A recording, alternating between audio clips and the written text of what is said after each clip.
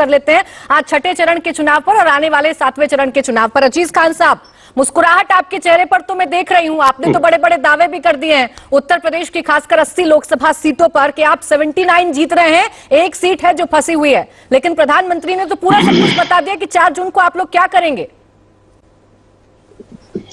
देखिए प्राची जी, आजकल माननीय प्रधानमंत्री महोदय की बातों को लोग गंभीरता से नहीं ले रहे, क्योंकि पता नहीं क्या स्टेज पे जाते हैं और पता नहीं क्या क्या बोलते रहते हैं। मुझे लग रहा है कि उनकी बातों को लोग बहुत सीरियसली नहीं ले रहे।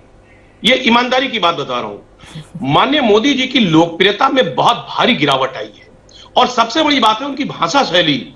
यकीन मानिए वो भाषा शैली ऐसी थी नहीं। मैं तो व्यक्तिगत तौर पे उनको सुनता था, लेकिन मुझे अब तकलीफ हो रही है कि साहब ये हमारे देश के प्रधानमंत्री हैं। आज उनकी छवि किस कदर पूरी दुनिया में जा रही है कि एक देश का प्रधानमंत्री जब स्टेज पर जाता है तो पता नहीं क्या क्या बात करता है। आप समझिए मंगल सूत्र चोरी कर लेंगे और साहब भैंस खोल कर ले जाएंगे और पता नहीं क्या क्या। एक बात आप समझ लीजिए, प्राची जी, बड़ा इंपॉर्टेंट है कि वो क्या कहते हैं कि तेज हवा चुपचाप गुजरती रहती है, तेज हवा चुपचाप गुजरती रहती है और सूखे पत्ते शोर मचाते रहते हैं। एक बात आपको समझ लें, स्पष्ट हो गया पूरे देश में हालात जो बीजेपी के वो स्पष्ट हैं। आज स्थिति क्लियर है। आप किसी भी स्टेट में उठाकर देख लो, आप हर स्टेट में बीजेपी पूरी तरह से फ्लॉप हो गई है। इनके अपने साथ नहीं है।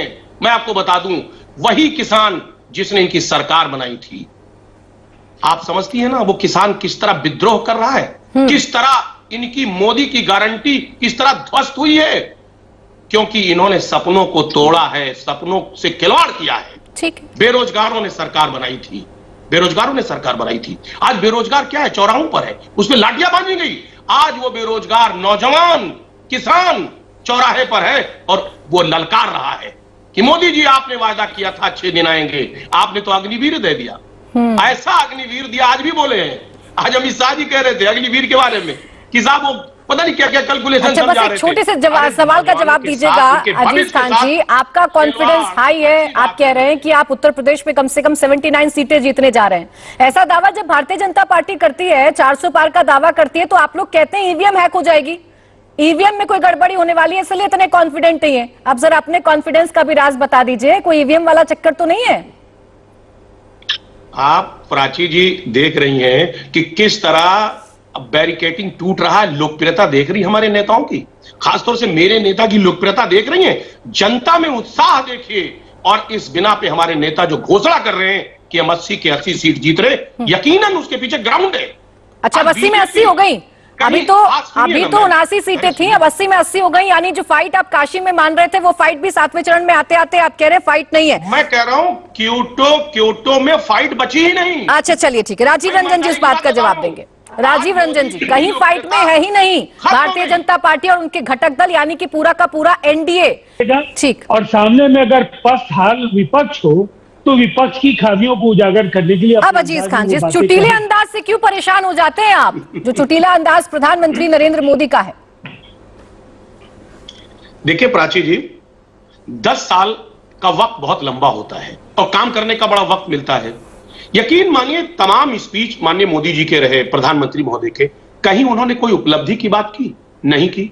उन्होंने विजन बताया कि मेरा 2024 का विजन क्या है, मिशन क्या है, नहीं। इसलिए क्योंकि अगर उपलब्धि होती तब न बताते। अभी राजीव जी कह रहे थे कि साहब ईवीएम पे सवाल। देखिए राजीव जी, आपको भी पता है ईवीएम पर सवाल पहले भी था और आज भी है। दूसरा सवाल कि अभी जिस तरह चुनाव आयोग ने 11 दिन के बाद आंकड़े को दिया है, आप कह रहे डिजिटल इंडिया, मोदी जी तो पूरी दुनिया में प्रचार कर रहे हैं कि साहब डिजिटल इंडिया हो गया। इस डिजिटलाइजेशन के जमाने में आप 11 दिन में आंकड़ा देंगे? आप संदेह की स्थिति पैदा कर रहे हैं।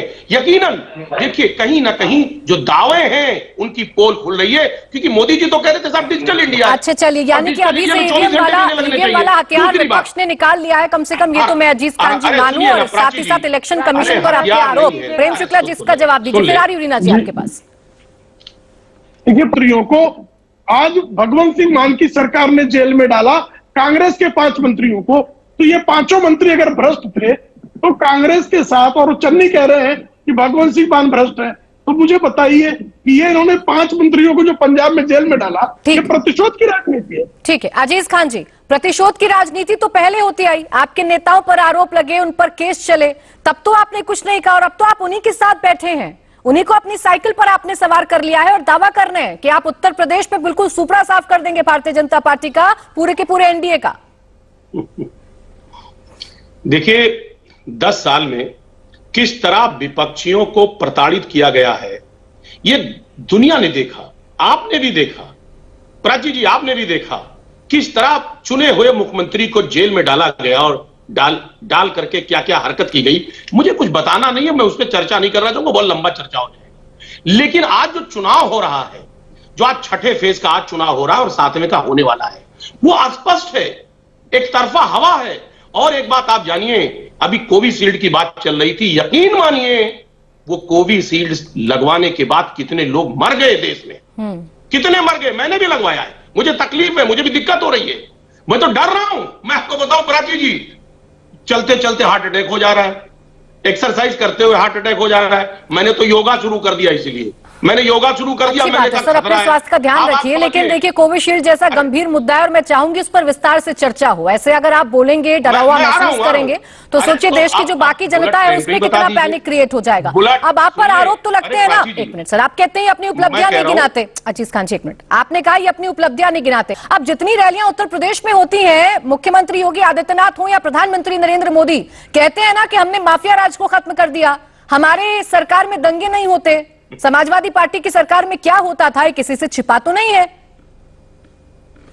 देखिए प्राची जी, ऐसा है ना, दंगे कैसे हो रहे हैं और किस फॉर्म में, उसका स्वरूप बदल गया है।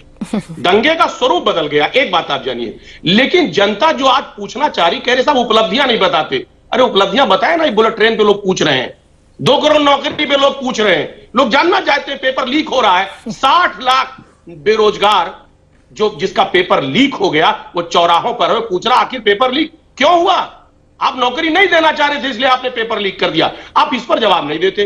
माननीय मोदी जी स्पीच में ये नहीं कहते कि साहब पेपर लीक क्यों हो गया, उस पर बात नहीं करते। अच्छा, आप जो मुद्दे लिख कर दे रहे हैं उस पर प्रेम शुक्ला जी जवाब नहीं मिलता है, जो विपक्ष मुद्दे लिख कर दे रहा है। बाकी उत्तर प्रदेश के मुख्य बताया जाता है नवरात्रि के समय कोई मछली खाते हुए दिखाया जाता है और कहा जाता है कि हम जो है जिस देश में गौ हत्या प्रतिबंधित संविधान सभा ने किया और जिस देश में गौ हत्या प्रतिबंधित हो उस, और ये उत्तर प्रदेश में चौराहे चौराहे पर समाजवादी पार्टी के अखिलेश यादव के कार्यकाल में गायें काटी जाती थी। जवाब यहाँ पर गौ अजीज हत्या खान जी, प्रतिबंध फिर के बाद आ रही है जी, बहुत तो हम फौरन क्यों बात नहीं करेंगे जी?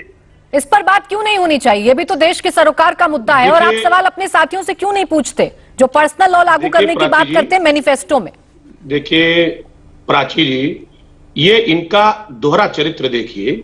ये गौ हत्या की बात कर रहे हैं उत्तर प्रदेश में, गोवा में भी इनकी सरकार है, वहां पर ये नहीं बात करते हैं, वहां प्रतिबंधित नहीं करते हैं गौ हत्या को। मैं तो मांग करता हूं कि गोवा में भी जो है गौ हत्या प्रतिबंधित होनी चाहिए। ये कहेंगे नहीं साहब वहां जरूरत ही नहीं है। देखिए ये नकली चेहरा है, नकली। अब एक बात, इन्होंने कहा नौकरी दिया, हमने नौकरी दिया, जीएसटी लागू किया, कितनी लाख नौकरियां प्रभावित हो गई। नोटबंदी से 35 लाख नौकरियां चली गई लोगों। ये इसके बारे में चर्चा नहीं करेंगे। वो 45 साल का रिकॉर्ड टूट गया कि जिस तरह बेरोजगारी बढ़ी, जो आंकड़ा आया उस पर चर्चा नहीं करेंगे।